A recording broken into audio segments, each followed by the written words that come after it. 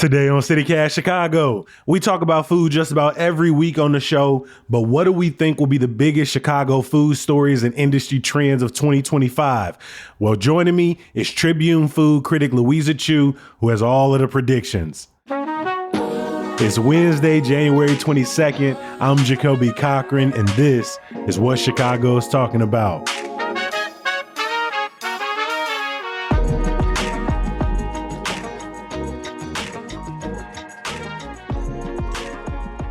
Louisa, welcome back to CityCast Chicago. Thank you, Jacoby. I don't know if I have all the predictions, but I have some. And it actually says some predictions in the intro, but I got a little ahead of myself and said all the predictions. I don't know why I put all of that extra energy on it. It says some predictions in the copy. No, I appreciate it.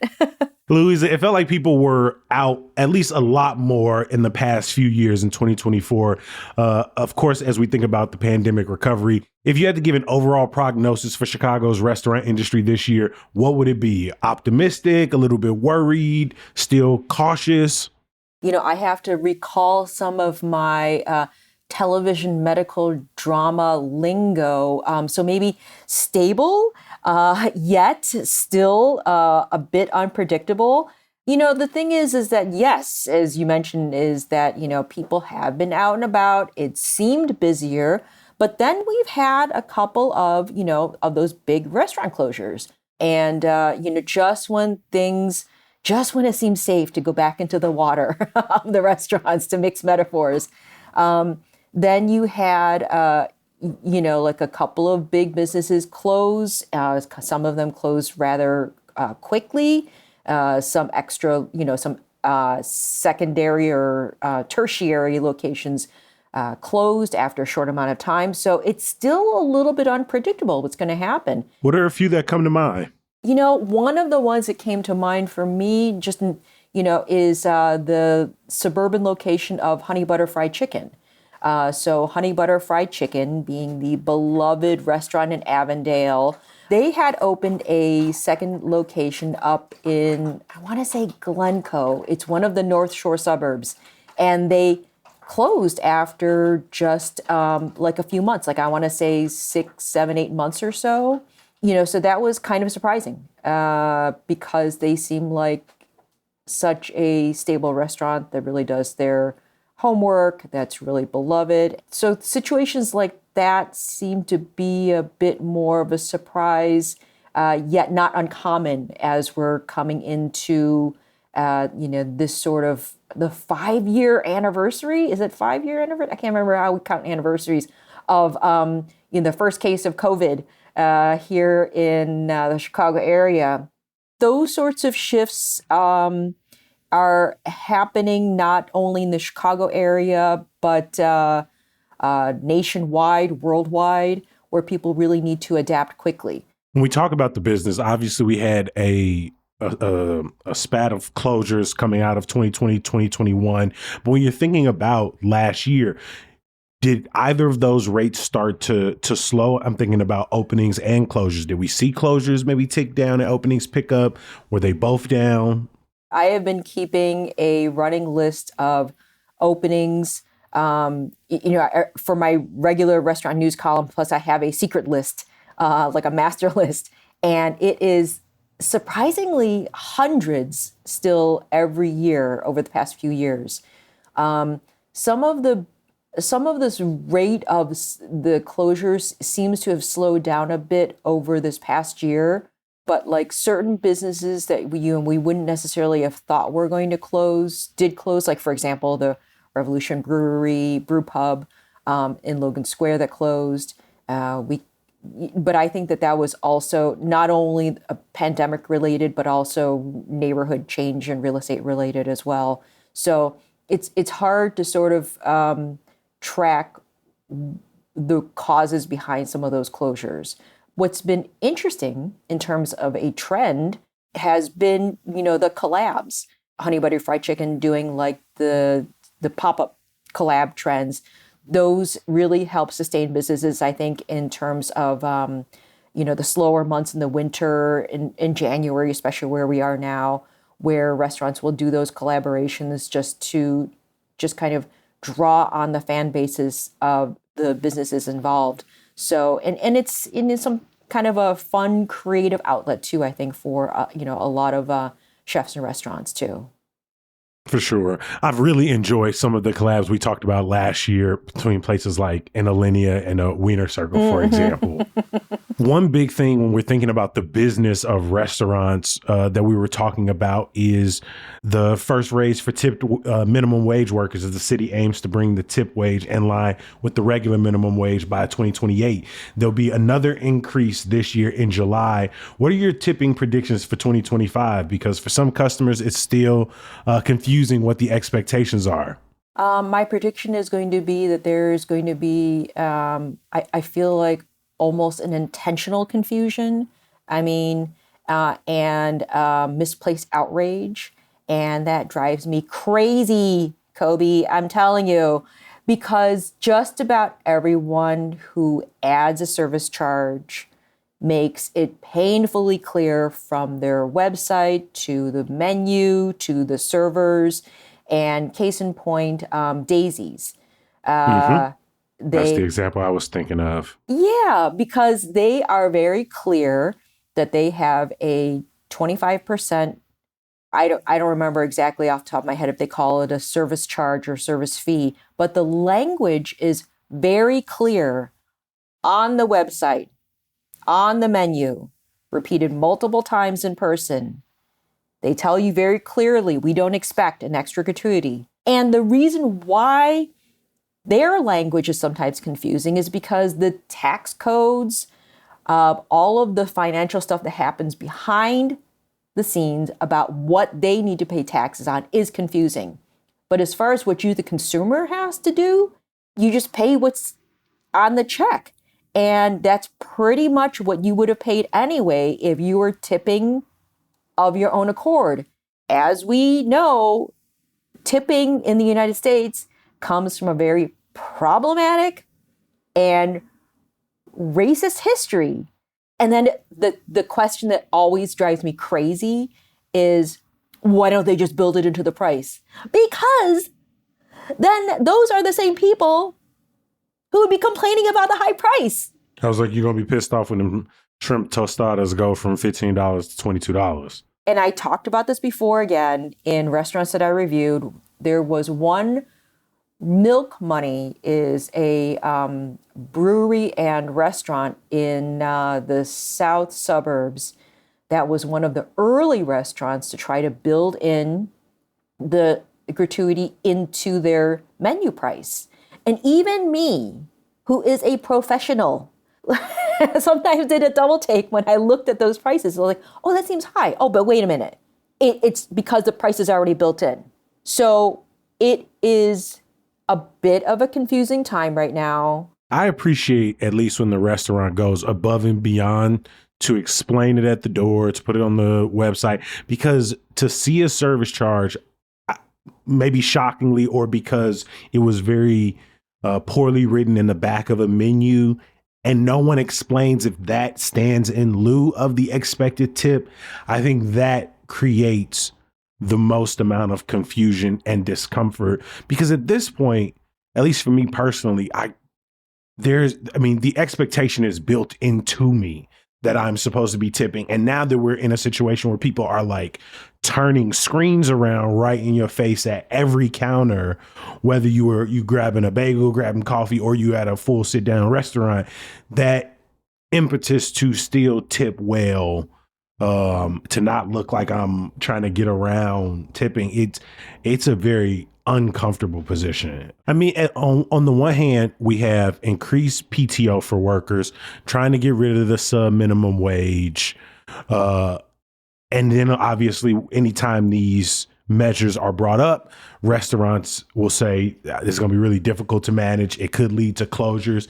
I mean, overall, given you need protections and you want to have protocol that make it advantageous for businesses to open up around the city, how do you think that narrative is going to be shaped in 2025?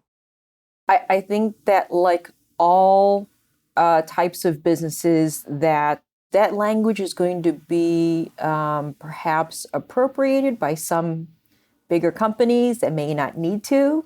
And the challenge is always going to be to these smaller, independently owned businesses that actually will find that super challenging because they have, maybe just one or a couple of people who own the place, need to manage the business side and, make the donuts literally and do all of that.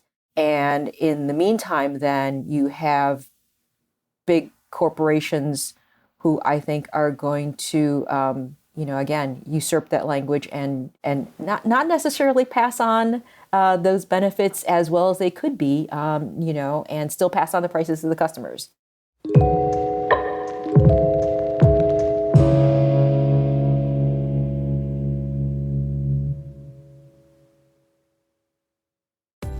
Do you plan your vacations based on whether you can speak the local language? With Babbel, language no longer has to be the barrier. I'm David Plotz, the CEO of CityCast, and I went to Mexico City a couple of years ago with my girlfriend, who's a native Spanish speaker, so I just let her do all the talking, like all of it. I adored the city, and now I'm going to go back in a couple of months, but with my college roommates, who are a bunch of middle-aged men, none of us Spanish speakers. When I was younger, I might not have been bold enough to do that, but now I'm not anxious because Babbel has me covered. Thanks to Babbel, I know how to order a taxi, how to give directions, how to order in a restaurant, all the small and useful bits of language that make international travel easier. Babbel's quick 10-minute lessons, handcrafted by over 200 language experts, get you to begin speaking your new language in 3 weeks or whatever pace you choose. And because conversing is the key to really understanding each other in a new language, Babbel is designed using practical, real-world conversations, especially the sort you need while traveling. Food, how to get places. Babbel's tips and tools are inspired by the real-life stuff you actually need when communicating. With a focus on conversation, you'll be ready to talk wherever you go. So I hope I'll see you in Mexico in a couple of months. Or, as we say, espero verte en Mexico en un par de meses. So let's get more of you talking in a new language. Babbel is gifting CityCast listeners 60% off subscriptions at babbel.com/CityCast. Get up to 60% off at babbel.com/CityCast. Spelled BABBEL.com/CityCast. Babbel.com/CityCast. Rules and restrictions may apply. We've talked so much about how the pandemic impacted Chicago's restaurant scene, how changes in labor laws have impacted the restaurant scene. And out of that, often our industry trends are born. I think about an increased amount of pop-ups. Mm-hmm. We've seen an increased amount of collaborations and crossovers like you talked about. As you look towards 2025, what are some industry trends in Chicago that you're watching out for? What I'm seeing actually now is what I kind of feel like are the micro bakery within the restaurant. I've been seeing this at a few different restaurants, and I think it is, as a bakery, baked goods fanatic. I love it. At Marisco San Pedro, they have got certain bakery items that are only available at brunch. Their sister restaurant, Obelix, has a pre-order pastry pop-up box. I'm not even sure what the language. It's so new. It's like the language. It's like basically you can order a bakery box ahead of time for pickup only on the weekends. Basically, almost like a side hustle within the business. One of the restaurants that just opened recently that kind of like grew out of that sort of mini trend, I think, is Au Levain, which is a bakery that is doing some like super creative croissants, plus their cafe. And they originally started out as a bakery pop-up window and farmers market extension. And now that's extended to turning into their own restaurant. So I'm kind of loving that.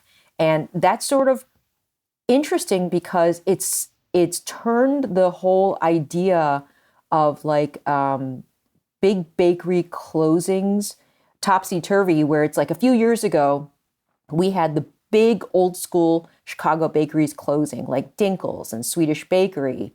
And even the original Bridgeport Bakery, that wasn't a big one necessarily. But then now you've got like going into that Bridgeport Bakery space, like Fat Peach Bakery, and they are doing like super high quality ingredients, super skilled artisan craft. And I kind of feel like we're seeing that trend happening, not only in bakeries, but like within restaurants too. And I kind of feel like that is part of this whole like affordable luxury where you can afford to have like a really fantastic $8 like strawberry milk croissant at Fat Peach Bakery. But you may not like want to or can spend a couple $100 on a tasting menu restaurant, but still get that skill and kind of feel like you're still sort of dialed in to the culinary scene here in Chicago. I need to get over to Fat Peach Bakery. I've seen so many pictures, so many videos, and of course, a couple of lines. And that always gets me a little bit. The good thing is that they're closed right now for a break all through January. So we can all take a little break from like that like bakery line fever because it's real. It feels, it feels real. I'll be back when they open them doors. Right. So micro bakeries, bakeries inside of other restaurants, definitely on your list in 2025. What are some other Chicago trends you're looking for? For sure, creative, spirit-free or non-alcoholic drinks. The year of the mocktail. Yeah. And like super creative in and of themselves. It's not just like the drink where they leave out the booze.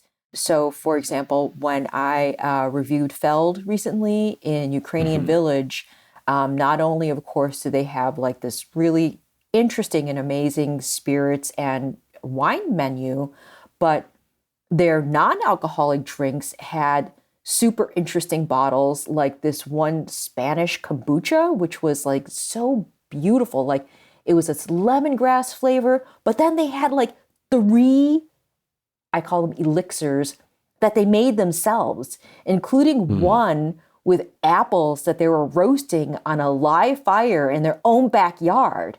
It's really changed in terms of non-alcoholic menus, where I feel like spirit-free was a phrase that was really coined here in Chicago.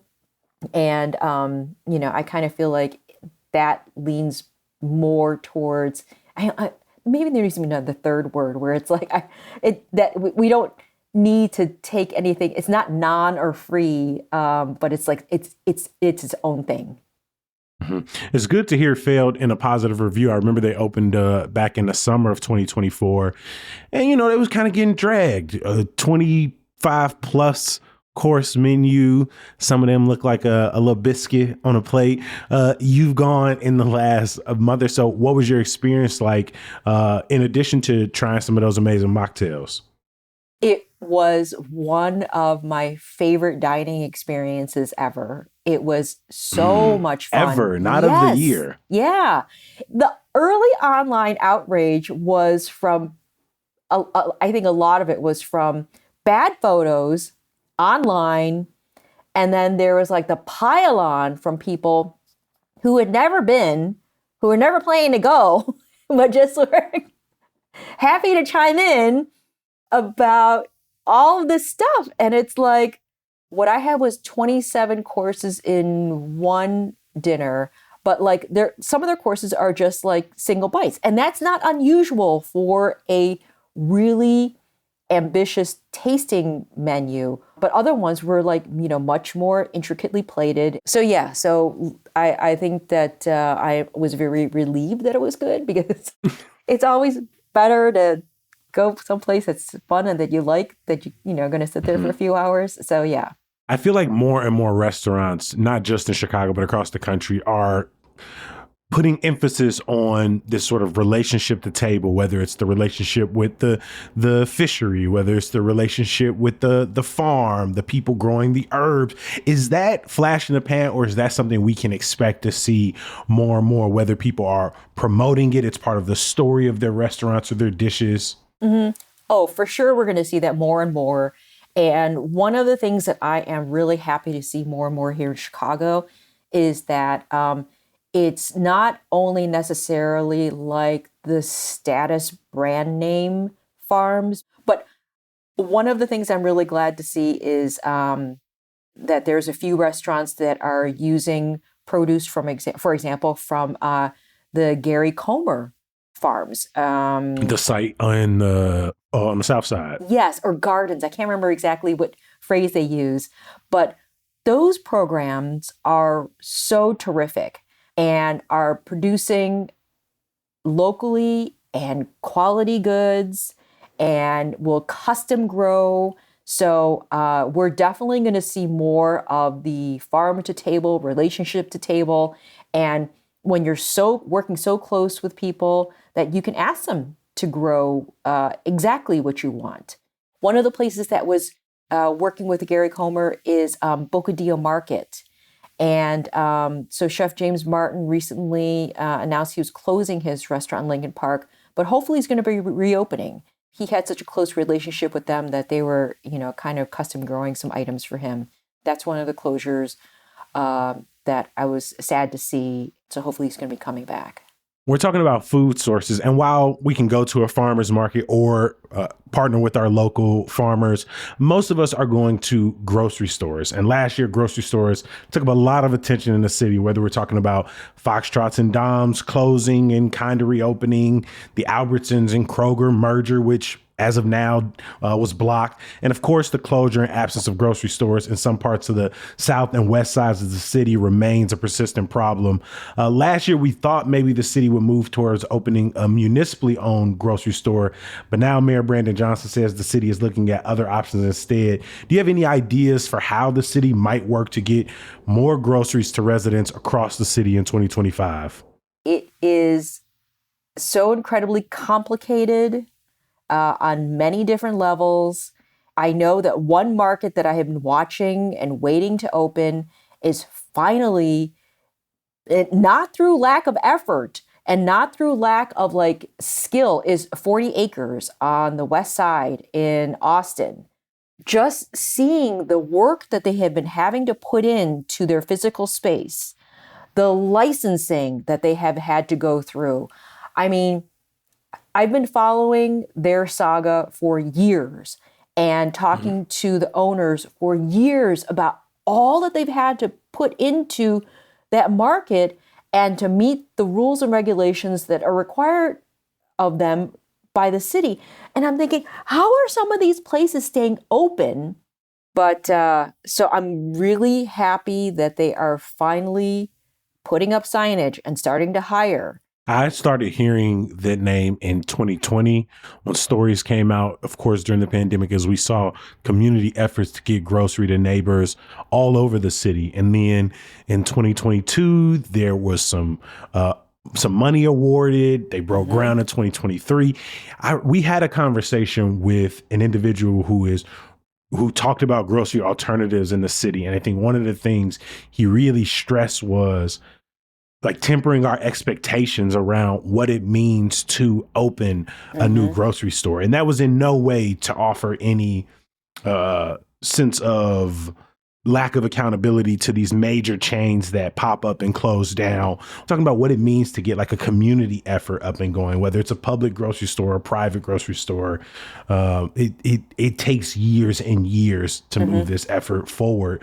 And so it sounds like what you're saying is that we need to see more effort around maybe cutting that red tape, providing more funding, providing more infrastructure help to people who want to see this effort through. Absolutely. And I think you're absolutely right in starting with the tempering of the expectations. It does have to be many different things. And one of them is, we can't have just a couple of big giant grocery stores the way we used to. But we also can't have just the corner stores with packaged foods either. If there can be something that sort of meets the needs of the hyper local neighborhood, that's the dream, would be to have for everyone, I think, is to have the little market that has exactly what you want within walking distance. We can't let you go without asking you about some anticipated restaurant openings this year that you're looking forward to. So one the Vienna Beef Plaza restaurant. So, Vienna Beef, the makers of the hot dogs that go into the Chicago-style hot dog, they've reclaimed their old warehouse and factory space on the northwest side, right over by the Costco. Damon, Fullerton, and Elston intersection. Yeah. $20 million. Because I'm curious if it's going to be like, are they just going to do what they had there before, which was like originally just like the Workers Cafe, and then they opened it up to the public, and it was a good, affordable, like cafeteria style restaurant. You know they coming back for the influencers. They put $20 million into this site, Louisa. This ain't gonna be for the 9-to-5ers no more. You know, so I'm wondering, it's like, okay, so of course they're going to have the hot dogs, right? They're going to have the sandwiches. Are they going to have like other restaurant type food? Are they going to do like, again, some like say chefy collabs? Are they going to do some like interesting stuff? So I'm really curious about what's going to be happening with the restaurant there. I'm also really interested in the new location in Little Village of Carnitas Urupan. I'm so curious about that because they're taking over this huge old theater space. Plus, they're going to be doing cocktails. I'm like, okay, so what's going to be happening there? It's like, are we going to having like dinner and a show and cocktails? I'm really excited about that. They say this will be the new flagship of the business, which has been around since 1975. The first one opened in Pilsen 50 years ago. Yeah, still have the little location in Pilsen, which is a different kind of show. It is busy and packed on the weekends. I'm also really interested to see what the new middlebrow pizza at the Beer Temple collab is going to be. So they're going to be doing Detroit style pizza. That ain't my jam. No, that ain't really? my jam. Why? Yeah, I don't like the sauce on the top, cheese on the See, maybe it's just aesthetic. I don't like looking at it. I can understand. You know, as a Chicago style pizza, and we have many styles in Chicago, I'm curious because Middlebrow has been known with their kind of neo-Neapolitan style and their like super ultra thin crust tavern style. Like they make it their own. It's like nothing like you've had anywhere else. So I'm kind of imagining that their Detroit style is going to be unlike anything we can get anywhere else. Because the thing is that they do the most incredible bread and crusts. So because that style of pizza relies so much more on that, like, you know, thick crust, but light and airy and flavorful, I'm really curious about how that's going to turn out. Well, Louisa, in a couple of months, we'll have you back on to check in on some of these trends and more. As always, we appreciate you joining us. Help us in thanking from the Chicago Tribune, master food critic, Louisa Chu. Thank you for stopping by, my friend. Thank you, Jacoby. You know, we can't let you go without some good news. Ahead of next Wednesday's Lunar New Year, the Chinese Fine Arts Society and Old Town School of Folk Music are partnering on a concert tonight at their hall in Lincoln Square. You can check the show notes for more information. And of course, please head to our events calendar at chicago.citycast.fm. While you're there, sign up for our daily newsletter, Hey Chicago. Share the link with your friends and family. Check out our neighborhood and walking guides, and be back here bright and early tomorrow. We'll talk to you then. Peace.